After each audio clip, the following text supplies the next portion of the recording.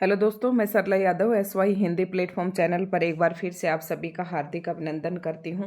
और जैसे कि आप सभी को पता है कि हम अपने SY हिंदी प्लेटफॉर्म चैनल पर UGC नेट जो जून में होने वाला है आपका हिंदी का एग्ज़ाम असिस्टेंट प्रोफेसर के लिए जो कि एक पात्रता परीक्षा है। UGC नेट की जो परीक्षा है वो असिस्टेंट प्रोफेसर के लिए एक पात्रता परीक्षा है। आप सभी इस बात से परिचित हैं और उसी की तहत हमने अपने SY हिंदी प्लेटफॉर्म चैनल पर हिंदी साहित्य पढ़ाने की शुरुआत कर रखी है। और मेरा 2 महीने का टारगेट है, स्ट्रेटजी है कि 2 महीने में मुझे UGC नेट हिंदी का पूरा सिलेबस अपने चैनल पर कंप्लीट करवाना है। तो कई स्टूडेंट हैं जो UGC नेट की तैयारी करना चाहते हैं हिंदी विषय से, वो हमारे चैनल से जुड़ भी चुके हैं और कमेंट्स भी आ रहे हैं, काफ़ी मुझे अच्छा भी लग रहा है। तो आज उसी के संदर्भ में हम अगली वीडियो लेक्चर लेकर आए हैं, यात्रा साहित्य। तो यात्रा साहित्य आज हम पढ़ेंगे। साथ साथ मैं ये भी बताना चाहूँगी DSSB और TGT PGT चंडीगढ़ की जो भी बच्चे तैयारी कर रहे हैं, हिंदी साहित्य सभी के लिए एक जैसा है, वो भी इस वीडियो को देख सकते हैं। तो शुरू करते हैं यात्रा साहित्य।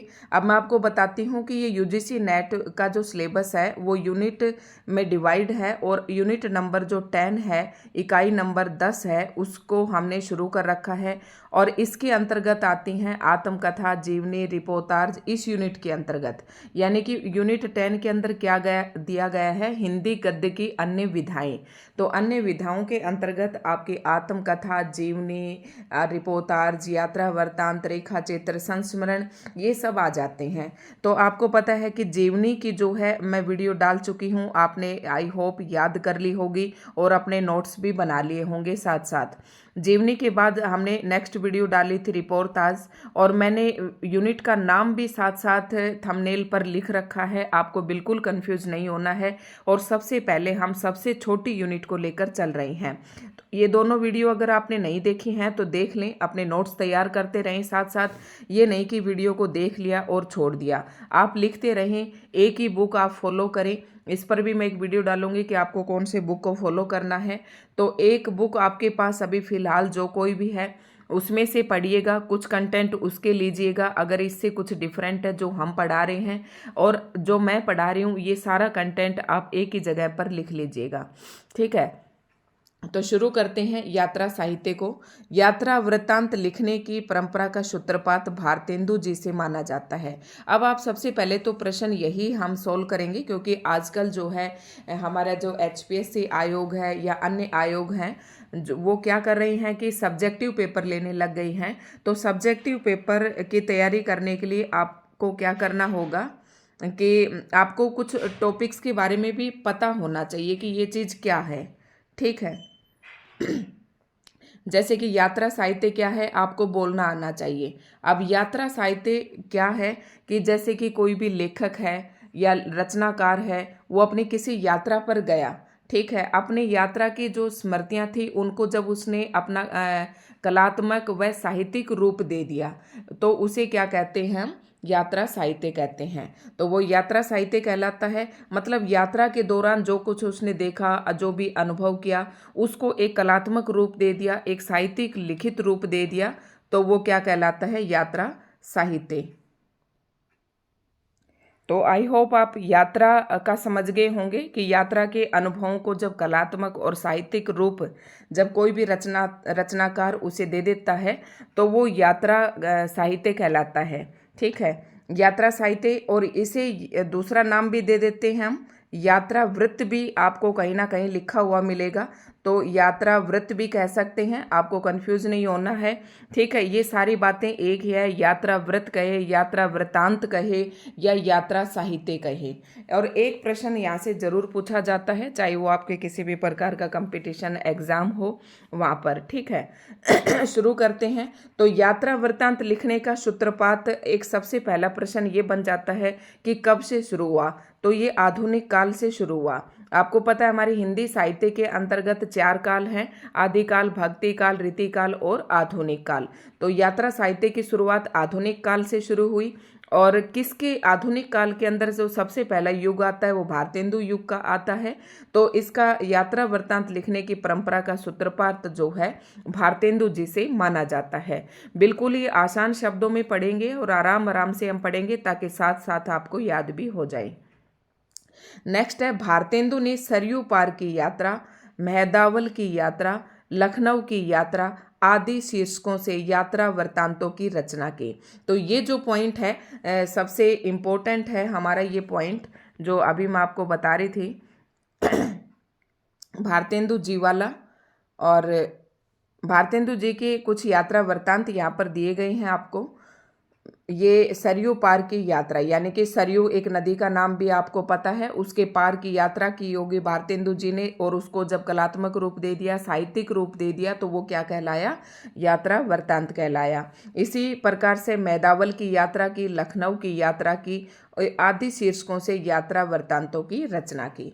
तो आपको याद रखने हैं, नीचे और भी आएंगे जब हम बताएंगे आराम से। और यात्रा जो साहित्य है इसके जो महत्वपूर्ण तथ्य हैं वो आपको बहुत ज़्यादा और कहीं पर भी नहीं मिलने वाले हैं, यही मिलेंगे। तो जो महत्वपूर्ण तथ्य हैं वो भी मैं साथ ही साथ लेकर आई हूँ। तो सरयू पार की यात्रा की, एक मेहदावल की यात्रा की और एक लखनऊ की यात्रा की। किसने की, भारतेंदु जी ने की।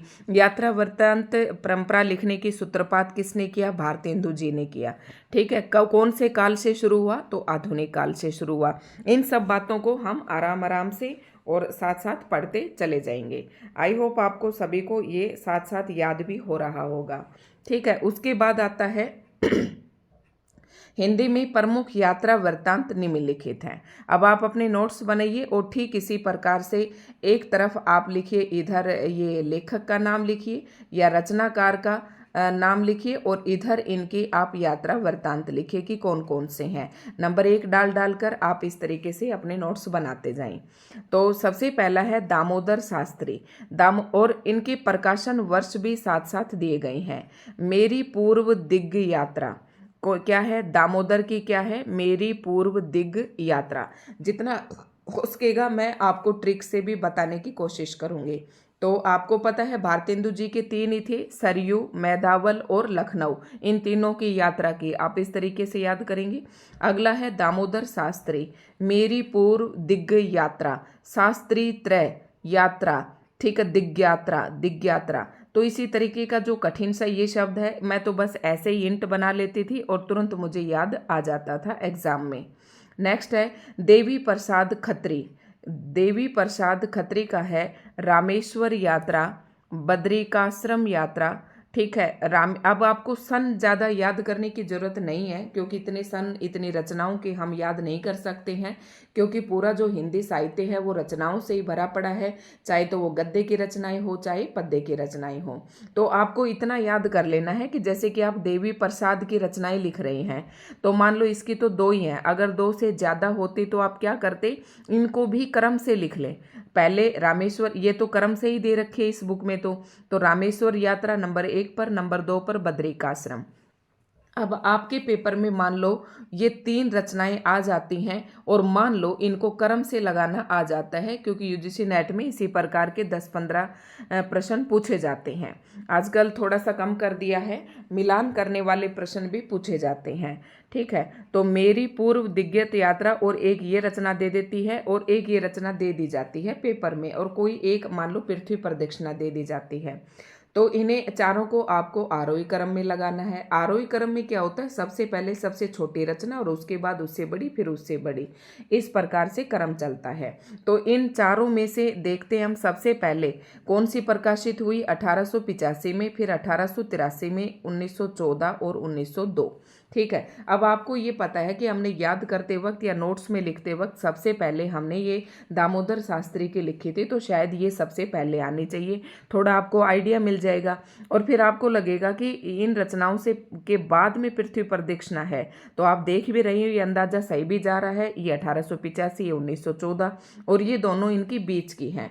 तो थोड़ा बहुत आपको यहाँ से हेल्प मिल जाएगी इनको क्रम से लगाने में। तो रामेश्वर यात्रा 1883 में, यानी कि ये तो इससे भी पहले की है, थोड़ा सा आपको इस तरीके से ध्यान रखना है। ठीक है। और 1902 में बद्रिकाश्रम यात्रा, लेकिन ये इतनी नहीं पूछी जाती, उपन्यास कहानी नाटक ज़्यादा पूछे जाते हैं क्रम से लगाने में। तो शिव प्रसाद क्या है कि शिव प्रसाद आप लगा लो, जो शिव भगवान है वो पूरी पृथ्वी की प्रदक्षिणा करते हैं, ऐसे आप याद रखोगे। देवी ने राम बद्रिकाश्रम में गई। देवी जो है रामेश्वर की यात्रा करते हुए बद्रिकाश्रम तक गई। आप इस तरीके से याद कर लेंगे, ट्रिक मैं साथ साथ बताते जाऊंगी। नेक्स्ट जो लेखक है स्वामी सत्यदेव परिव्राजक। अब एक अक्षर आया है परिव्राजक, तो परिव्राजक व्राजक क्या होता है, जो घूम घूम कर प्रचार करता है उसे परिव्राजक कहते हैं। ठीक है, घूमने वाला होता है। तो स्वामी सत्यदेव परिव्राजक मेरी कैलाश यात्रा, इनका क्या है, कैलाश यात्रा मेरी जर्मन यात्रा। आप कैसे याद रखेंगे, सारे आपको याद नहीं करने, जो महत्वपूर्ण है वो मैं आपको बताते जाऊंगी। ये थोड़ी सी महत्वपूर्ण है और सबसे इम्पोर्टेंट है शिव प्रसाद गुप्त की, ये हमेशा पेपर में अक्सर पूछी जाती है। तो सत्य कैलाश की यात्रा और जर्मनी की यात्रा, दो की यात्रा करता है। ठीक है। महेश प्रसाद, महेश जो है वो ईरान की यात्रा करता है। आप ऐसे याद रखेंगे कि महेश ईरान की यात्रा करता है और सत्यदेव जो है वो कैलाश की और जर्मन की यात्रा करता है। अब सबसे महत्वपूर्ण आता है कन्हैया लाल मिश्र प्रभाकर। अक्सर इनकी रचनाएं एग्जाम में पूछी जाती हैं। तो कन्हैया लाल मिश्र प्रभाकर की हमारी जापान यात्रा। भाई कन्हैया लाल जो है ये छोटा बच्चा है और कहता है मैं तो जापान की यात्रा जरूर करूंगा, और 1931 में ये प्रकाशित हुई थी। उसके बाद नेक्स्ट आता है राम नारायण मिश्र। तो राम नारायण मिश्र की क्या है, यूरोप यात्रा में 6 मास। जैसे कि राम भगवान जो थे 14 वर्ष का वनवास न काट के आप कितने का कटवा दो भाई, 6 मास तक उन्होंने यूरोप में वनवास किया या यूरोप की यात्रा की। इस प्रकार से आप अगर इससे अच्छी ट्रिक आप और बना सकते हैं तो आप अपनी ट्रिक बनाइए। ठीक है। Rahul Sankrityayan very most important, इनकी रचनाएं भी पेपर में पूछी जाती हैं। सभी को आप सीक्वेंस से लगा लेना, जो सबसे पहले प्रकाशित हुई है वो सबसे पहले दी हुई है, फिर उसके बाद ये इस तरीके से आप देखते चले जाएंगे। Most important. अब राहुल जी ने तिब्बत की यात्रा की लद्दाख। अब आपको पता है लद्दाख भी तिब्बत में ही पड़ता है। किन्नर देश में घुमक्कड़ शास्त्र राहुल यात्रावली। अब ये तो राहुल यात्रावली तो इनके नाम से ही है, ये तो एग्जाम में पूछेंगे नहीं। ठीक है। यात्रा के पन्ने, एशिया के दुर्गम भूखंड, चीन में कम्यून, चीन में क्या देखा। अब आपने इनकी रचनाओं से ज़्यादातर देखा होगा कि ज़्यादातर इन्होंने जो यात्रा है वो तिब्बत की हैं, और तिब्बत जो है हमारा चीन के आसपास ही लगता है। तो इस तरीके से आप ट्रिक से याद रख लेंगे कि चीन में क्या देखा, चीन में कम्यून देखा, चीन में तिब्बत की यात्रा की और लद्दाख की यात्रा की। 4 आपको याद होगी। फिर क्या करेंगे कि अगर सीक्वेंस से याद करने तो ऐसे करेंगे, राहुल जो है तिब्बत की यात्रा, लद्दाख की यात्रा किसके साथ की, किन्नरों के साथ की। किन्नर क्या होते हैं, घुमक्कड़ होते हैं, एक जगह से दूसरी जगह पर घूमते रहते हैं। राहुल भी उनके साथ एक यात्री बन गया। ठीक है। तो राहुल ने क्या किया, किन्नर देश के साथ घुमक्कड़ मतलब घूमा, फिर यात्रा के पन्ने और कहाँ घूमा, एशिया के दुर्गम भूखंडों में, चीन में, यहाँ पर घूमा। देखो जो राहुल सांकृत्यायन है उसने तिब्बत की यात्रा की, लद्दाख की यात्रा की और किन्नरों को साथ लिया, और सारे क्या बन गए, घुमक्कड़ शास्त्र बन गए, और यात्रा के पन्ने लिखे उन्होंने। और कहाँ लिखे, एशिया के दुर्गम भूखंडों, मतलब पूरे एशिया में घुमक्कड़ शास्त्र हो गए, वही पूरे एशिया में घुमाए। तो आई होप आपको बहुत अच्छे से ये रचनाएं याद हो गई होंगी। नेक्स्ट है संतराम। 1 से 2 बार, एक बार आप अभी वीडियो सुन रहे हैं, दोबारा आप वीडियो को देखकर अगर आप लिखेंगे तो लिखते लिखते बहुत अच्छे से याद हो जाते हैं, और जब आप अगली वीडियो आप देखें तो उससे पहले इसे रिवाइज कर लेना। राम वृक्ष बेनीपुरी, ये भी इम्पोर्टेंट है, हर जगह पर इनकी पूछी जाती हैं। पैरों में पंख बांध कर, राम वृक्ष बेनीपुरी, पैरों में पंख बांधकर उड़ते चलो उड़ते चलो। तो राम क्या कह रहे हैं, राम वृक्ष पे कौन होते हैं, पक्षी होते हैं, वृक्ष पर पंछी होते हैं, और पंछी के ही पंख होते हैं, और उड़ते चलो उड़ते चलो। तो पक्षी क्या करते, एक वृक्ष से दूसरे वृक्ष पर उड़ते रहते हैं। तो ये तो मैंने आपको नाम से ही ट्रिक से बता दिया, अगर आपके पेपर में मैच करना आता है तो आप झट से मैच कर देंगे। ठीक है, पैरों में पंख बांधकर उड़ते चलो उड़ते चलो। नेक्स्ट है भगवत शरण उपाध्याय, वह दुनिया में कलकत्ता से पैकिंग, मतलब भगवत शरण जो उपाध्याय हैं एक दुकानदार हैं, आप ऐसे लगा ले, वह पूरी दुनिया में कलकत्ता से पैकिंग करके सारा सामान बेचते हैं। ठीक है, वह दुनिया में कलकत्ता से पैकिंग, ये मेरी ट्रिक है, बेहतरीन ट्रिक है। ज़्यादा से ज़्यादा वीडियो को लाइक एंड शेयर करें अगर आपको पसंद आती है तो।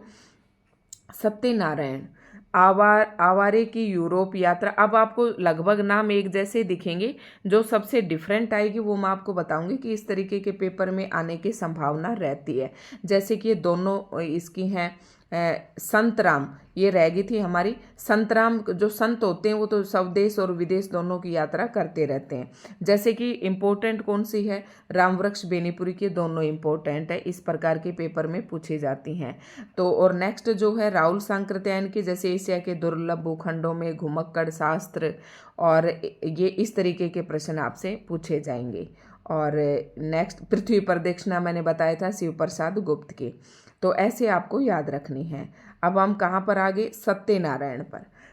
आवारे की यूरोप यात्रा, यूरोप के झरोखे में युद्ध यात्रा, तीनों ही सत्य पर, मतलब तीनों ही यूरोप यात्रा हैं और तीनों ही सत्यनारायण की हैं।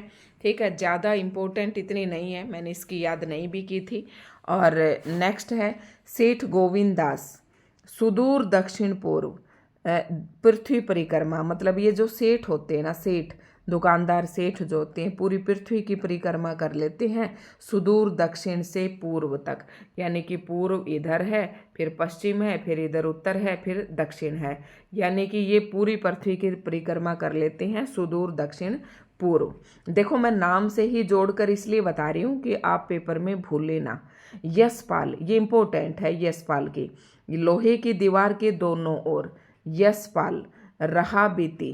ठीक है, यशपाल क्या करता है, ये एक दीवार है, इस दीवार के, लोहे की दीवार है, इसके दोनों ओर, और भाई जब लोहे की कोई दीवार पार करेगा तो उस पर क्या बीतेगी वो तो यशपाल ही जाने। ठीक है, तो कैसे लिखेंगे, यशपाल लोहे की दीवार के दोनों ओर और रहा बीती। आई होप आपको अच्छे तरीके से याद हो रही होंगी। काका कालेलकर, हिमालय की यात्रा, सूर्योदय का देश। काका कालेलकर, काका कालेलकर ने एक हिमालय की यात्रा की और सूर्योदय का देश, सूर्योदय का देश, सूर्य कहाँ उदय होता है सबसे पहले, अरुणाचल प्रदेश की बात इसमें कही गई होगी। मुनि कांति सागर, खोज की, ये इंपॉर्टेंट है, खोज की पगडंडियाँ, खंडरों का वैभव, मतलब मुनि कांति, जो मुनि लोग होते हैं वो एक पगडंडी पर चलते हुए तपस्या करते हैं, ये पगडंडियों की खोज करते हैं और खंडरों के वैभव में रहते हैं। आई होप ये भी आपको अच्छे से याद हो गया होगा। ठीक है, नेक्स्ट है, थोड़ी सी ज़्यादा है लेकिन इतनी ज़्यादा हम याद नहीं करेंगे, और भी हैं इसमें यात्रा वृत्तांत तो, लेकिन मैं आपको इम्पोर्टेंट बताते चलती हूँ। मैंने सारे इसमें इसलिए डाल दिए कि किसी बच्चे को ये ना लगे कि मेरा तो भाई ये रह गया। ठीक है, इम्पोर्टेंट कौन से हैं, ये कोई आपकी इम्पोर्टेंट नहीं है। सच्चिदानंद हीरानंद वात्स्यायन आगे की देखेंगे, ये इम्पोर्टेंट है, सब लोग इसको पूछते हैं। ठीक है, अरे यायावर याद रहेगा, एक बूंद सहसा उछली, बहुत अक्सर पेपर में पूछी जाती है दोनों रचनाएं, एक बूंद सहसा उछली और अरे यायावर याद रहेगा। लेकिन आप यहाँ से पढ़ने के बाद अगर आप कोई और भी चैनल पर देखते हैं तो आपको लगेगा कि मैम से ज़्यादा रचनाएं जो है किसी ने भी नहीं बता रखी। अगर एक बार आप डीप तरीके से, मतलब गहराई में जाकर आप तैयारी कर लेते हैं तो आपको अन्यत्र जब आप स्क्रीनिंग एग्जाम देंगे तो आपको भटकने की जरूरत नहीं होगी। सच्चिदानंद हीरानंद वात्स्यायन की दोनों इम्पोर्टेंट हैं। ये अरे ये नाम भी अच्छे से याद कर लेना, अभी जब पीजीटी का इंटरव्यू हुआ था तो मुझसे इन्हीं का पूरा नाम पूछा गया था। अरे यायावर याद रहेगा, एक बूंद सहसा उछली। ठीक है, मोहन राकेश, मोहन राकेश आखिरी चट्टान तक, मतलब मैंने ऐसे याद रखा था कि एक राकेश नाम का हमारे गांव में एक लड़का था और वो खूब मेहनत करता था, मतलब आखिरी चट्टान तक मेहनत करता था। श्रीमती विमला कपूर, अनजाने देश में, अब जो औरतें होती हैं विमला कपूर, ये अनजाने देश में कहीं पर भी चली जाती हैं, आप इन्हें छोड़िए। फिर मोस्ट इम्पोर्टेंट आती है रामधारी सिंह दिनकर की, एक मोहन राकेश की आपको लिख लेनी है। देश विदेश, रामधारी दिनकर, देश विदेश, मेरी यात्राएं। ठीक है, देश विदेश मेरी यात्राएं। प्रभाकर द्विवेदी की पार उतरई कह जइयो, ये कोई खास इंपॉर्टेंट नहीं है। भुवनेश्वर प्रसाद भुवन की आंखों देखा यूरोप। ठीक है, कन्हैया लाल मणिकलाल मुंशी, ये भी इम्पोर्टेंट नहीं है। और उसके बाद अगर आप ये सारी लिखना चाहें तो आप लिख लेना, अगर आपसे याद होती हैं तो याद भी कर लेना। नंदन, नंदन से लंदन। ब्रज किशोर, ब्रज किशोर क्या करते हैं, एक भी गली नहीं छोड़ते ब्रज के किशोर, भाई वो नंदन होते हैं और लंदन तक घूमते हैं। ठीक है, प्रभाकर माचवे गोरी नजरों में हम। डॉक्टर रघुवंश का हरी घाटी, ये इंपॉर्टेंट है, रघुवंश का हरी घाटी। और ये सारे इंपॉर्टेंट है यहाँ से, रघुवंश, निर्मल वर्मा, धर्मवीर भारती, विष्णु प्रभाकर, ये आप लिखेंगे। डॉक्टर नगेंद्र के भी लिखेंगे, ये आपको लिखने की ज़रूरत नहीं है, ये हमने याद नहीं की थी और मैंने इतने एग्जाम दे लिए, आज तक ये कहीं पर पूछी भी नहीं गई हैं। तो मैं आपको वही बता रही हूँ जो महत्वपूर्ण है। ठीक है, वैसे आप लिखना चाहें तो लिख सकते हैं, ये भी मैंने नहीं लिखा था। उसके बाद देखें, निर्मल वर्मा चीड़ों पर चांदनी, मोस्ट इंपोर्टेंट, यूजीसी नेट में इसमें से प्रश्न पूछा था। निर्मल वर्मा चीड़ों पर चांदनी किसकी है, ये निर्मल वर्मा की। उसके बाद आता है धर्मवीर भारती की, तो इनकी सबसे इंपॉर्टेंट है ठेले पर हिमालय। ठीक है, यात्रा चक्र, यादें यूरोप की। अब देखो यूरोप की तो सबकी होगी, तो सबसे इंपॉर्टेंट कौन सी है, धर्मवीर भारती जी की ठेले पर हिमालय, पश्यंती, कहनी है कहनी, कुछ इस प्रकार से और भी हैं, लेकिन आप यही लिख ले, हो सकता है वो कोई और रचना हो। नेक्स्ट आता है विष्णु प्रभाकर, हंसते निर्झर दहकती भट्टी, ज्योतिपुंज, हिमालय, हम सफ़र मिलते रहे। तो इसमें ये इम्पोर्टेंट है, हंसते निर्झर दहकती भट्टी, विष्णु हंसते रहते हैं, दहकते रहते हैं, ज्योति विष्णु भगवान में जलती रहती है। ठीक है, हम सफ़र मिलते रहते हैं उनको रास्ते में। अब नेक्स्ट आता है, सबसे इम्पोर्टेंट है डॉक्टर नगेंद्र, डॉक्टर नगेंद्र का तंत्र लोक से यंत्रालोक तक, अप्रवासी की यात्राएं, इंपॉर्टेंट है ये रचनाएं, कहीं ना कहीं आपको किसी न किसी तरीके से पूछ ही ली जाती हैं। तंत्र, अब आपसे ये पूछ रहेंगे, ये तंत्रालोक से यंत्रालोक हिंदी की किस विधा की रचना है, तो आपको बताना है यात्रा वृत्तांत है ये, ना आत्मकथा है ना जीवनी है, क्या है ये, यात्रा वृत्तांत है। उसके बाद सबसे मोस्ट इम्पोर्टेंट आता है राजेंद्र अवस्थी की, भी इम्पोर्टेंट है, थोड़ी कर लेना, मैंने की थी। सैलानी की डायरी हवा में तैरते हुए, राजेंद्र अवस्थी, सैलानी की डायरी हवा में तैरते हुए। श्रीकांत वर्मा का अपोलो का रथ, ये मुझे वैसे याद हो गया था, हर चीज़ के लिए मैंने ट्रिक नहीं बनाई थी, कुछ समझकर भी याद कर लिया था। आगे आता है कमलेश्वर की, आ जाइए आप आगे, ये इम्पोर्टेंट है कमलेश्वर की। खंडित यात्राएं, कश्मीर रात के बाद, मतलब आंखों देखा पाकिस्तान। कमलेश्वर क्या कहता है, कमलेश एक लेडीज लगा लो या आप कोई जेंट्स लगा लें, ये घूमने गए कहीं तो इन्होंने क्या देखा, कश्मीर रात के बाद कैसा दिखाई देता है। और अगर कमलेश नाम का कोई आपके आस पड़ोस में है तो आप उससे भी कनेक्ट कर सकते हैं। आंखों देखा पाकिस्तान, या कि कमलेश दो जगह गया, एक कश्मीर गया और एक पाकिस्तान गया, तो आंखों देखा पाकिस्तान का हाल बताया और कश्मीर रात के बाद कैसा है वो इन्होंने यात्रा वृत्तांत में लिखा है। ठीक है, नेक्स्ट है, ये एक इम्पोर्टेंट है, शिवानी की यात्रिक।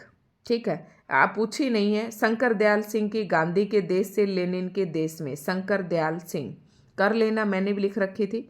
कन्हैया लाल नंदन, ये देखो धरती लाल गुलाबी चेहरे, मतलब जो कन्हैया लाल बच्चों से ले लेना, बाल गोपाल से, तो धरती लाल गुलाबी चेहरे, उनके धरती पर घूमते घूमते क्या हुए रहते हैं, लाल गुलाबी चेहरे। तो अब ये इम्पोर्टेंट नहीं है इतनी ज़्यादा, लेकिन इसमें से फिर भी हम कुछ एक देख लेते हैं। और मंगलेश डबराल की कई बार पूछ लेते हैं, एक कवि है, इम्पोर्टेंट है, एक बार आयोबा, ये कोई ख़ास इम्पोर्टेंट नहीं है। और नेक्स्ट है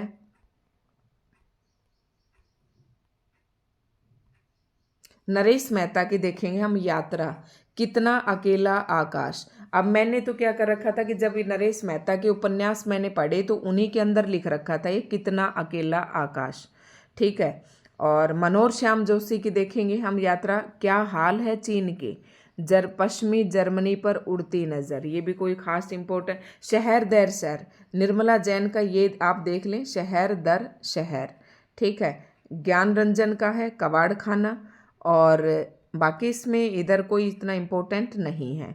लास्ट में हम बात कर लेते हैं कि राहुल सांकृत्यायन, आज्ञे और नागार्जुन को आधुनिक हिंदी साहित्य का घुमक्कड़ वृत्तत्रयी कहा जाता है। वृत्तत्रयी, त्रि का मतलब तीन, वृत्तत्रयी में कौन आते हैं? यात्रा वृत्तांत की वृत्तत्रयी में कौन तीन आते हैं? कौन से तीन आते हैं? एक तो राहुल सांकृत्यायन, एक आज्ञे और एक नागार्जुन। इंपॉर्टेंट प्रश्न है। आज्ञे का अरे यायावर याद रहेगा स्वदेश यात्रा से, और एक बूंद सहसा उछली विदेश यात्रा से संबंध है। ये मैंने आपको पहले भी बताया था कि आज्ञे जी का मोस्ट इम्पोर्टेंट है, इसको जरूर याद कर लेना। अरे यायावर याद रहेगा, यायावर होता है जो घूम घूम कर प्रचार घूमता है, बहुत ज़्यादा घूमते हैं, तो आज्ञे का अरे यायावर याद रहेगा। ये तो हुई अपने ही स्वदेश की यात्रा से संबंधित है, और एक बूंद सहसा उछली ये विदेशी यात्रा से संबंध है। दोनों आपको ऐसे याद रखने हैं, ठीक है। अब थोड़ा सा वीडियो देखती हूँ मैं, अगर लंबी नहीं हुई है तो कोशिश करती हूँ थोड़ा सा एक टॉपिक है वो भी इसी के अंदर करवा देती हूँ। तो रेखा चित्र और हम थोड़े से पढ़ लेते हैं इसी वीडियो में, क्योंकि ये छोटे छोटे टॉपिक हैं और आपके नोट्स भी अच्छे से बन जाएंगे। सारे मैंने दिखा दिए हैं आपको। यात्रा वृत्तांत अगर मेरे को जो इम्पोर्टेंट नहीं लगे, हो सकता है आपका मन कर रहा हो कि मैं तो ये भी लिख लेता हूँ, याद कर लूँगा, तो आप ज़रूर उसे लिख लीजिए। रेखा चित्र क्या होते हैं? रेखा चित्र, चित्र का मतलब तो है चित्री। देखो, जैसे ही आपने किसी चीज़ को देखा या किसी घटना को देखा और उसको उन्होंने क्या किया, जो लेखक हैं किसी घटना को देखा या किसी भी एक दृश्य को देखा और उसको लिखित रूप दे दिया, और इस प्रकार से लिखित रूप दिया कि जब उसे पाठक पढ़ता है तो उसकी स्मृति में उसका क्या बन जाता है? चित्र बन जाता है। इन्हें क्या कहते हैं? रेखा चित्र कहते हैं। जैसे कि महादेव वर्मा का अगर आप अतीत के चलचित्र या मेरा परिवार नामक जब ये रचना है आप पढ़ेंगे तो आपको पढ़कर ऐसा लगेगा कि ये तो हमारे परिवार की बातें ही हो रही है। इस प्रकार से आपके दिमाग में ना वो चीज़ें जो आप पढ़ रही हैं उसका चित्र सा आपकी दिमाग में, आपकी स्मृति में बनने लगता है। तो ये रेखा चित्र होते हैं, ठीक है। शुरू करते हैं। रेखा चित्र अंग्रेजी के स्केच का हिंदी पर्याय है। अब आप समझ गए होंगे अंग्रेजी में जो स्केच खींचते हैं, जैसे कि भाई कोई किसी के चोरी कर लेगा और कोई आदमी से पूछे कि तुमने उसे देखा था, कहेंगे देखा तो था, मुझे नाम नहीं पता पर मुझे शक्ल याद है। उसमें देखते ना डिस्कवरी में आता था कि स्केच बना देते थे, ठीक है। तो जो आप पढ़ रहे हैं उसका स्केच आपके दिमाग में बन जाता है, तो उसे ही क्या कहते हैं? रेखा चित्र कहते हैं। हिंदी में लिखे प्रमुख रेखा चित्र निम्नलिखित हैं। ये सबसे इम्पोर्टेंट है महादेवी वर्मा का, ठीक है। सारे इम्पोर्टेंट है, याद कर लेना, एक जरूर एग्जाम में पूछा जाता है। अतीत के चलचित्र, अतीत के चलचित्र, स्मृति की रेखाएं, मेरा परिवार। अब महादेव वर्मा कहती है कि अतीत के चलचित्र मतलब अतीत के बारे में लिखा जो उसकी स्मृति में था, और अपने परिवार के बारे में, अतीत में जो उसका परिवार था उसको अपनी स्मृति के आधार पर उन्होंने लिख दिया। आप इस तरीके से यहाँ से ट्रिक भी बना सकते हैं। इनकी तीन ही रेखा चित्र हैं, अतीत के चलचित्र, स्मृति और मेरा परिवार। अब जब आप संस्मरण पढ़ेंगे ना तो संस्मरण भी महादेव वर्मा के बहुत ज़्यादा हैं, और संस्मरण और रेखा चित्र जो है ये मिलते जुलते से हैं, इनमें फर्क करना बहुत मुश्किल है।